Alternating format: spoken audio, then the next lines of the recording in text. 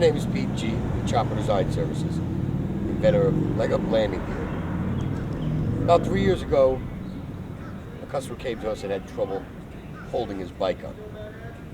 We decided to try to help him by designing something similar to what you see on the motorcycle today.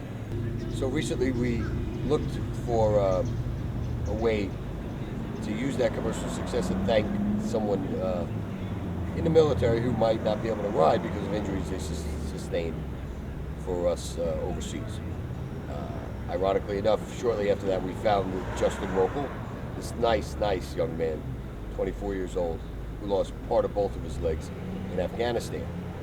Over the course of a few months, we had the bike shipped to us. We modified everything we had to modify, including electric shifting and putting all the brakes so we could use them with his hands.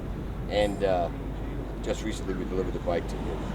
Action and deployment of the legs is typically automatic based on vehicle speed, but it can be done manually as well. And here I'll demonstrate. There's a series of lights on the control box. If you press the control,